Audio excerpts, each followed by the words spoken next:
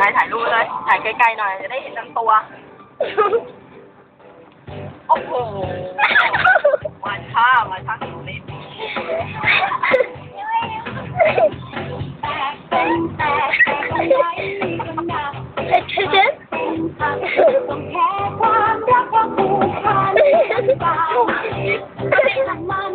น้าผมไม่หลงไม่ได้อะไรนี่หรอ เขากำลังทำเป็นร็อกอยู่ น้าผมไม่ คำว่าพอก็ไม่เคยจะใช้ไม่เคยรู้จัก ไม่รู้จักเลย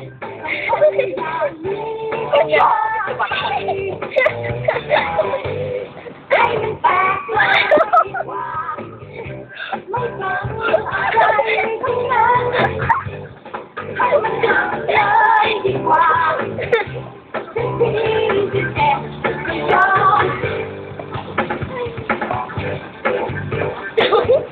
โอ้โห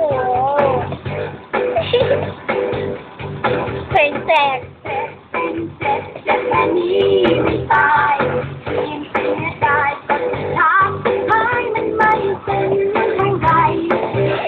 ไม่เป็นเหมือนในใจทำดังลาทำไมทำไม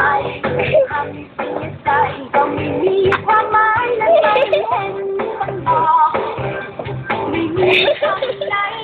น่าฟังให้มันแตกเลยดีกว่าไม่ฟังอะไรทั้งนั้น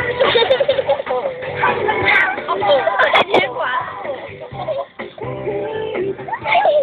ยอม บัตรผมมันทำอะไรไม่ได้นะบัตรผม แล้วนี่เห็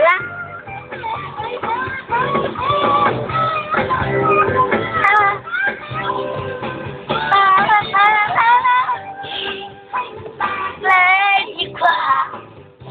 ไม่ฟัง ทำอะไรนั้น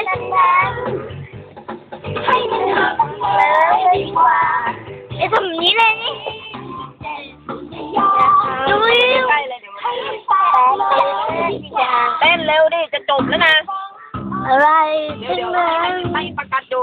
ให้มันหักเลยดีกว่า เดินถ่ายไกลๆก็เห็นแต่หัวน้องถ่ายเป็น แตกเลยดีกว่า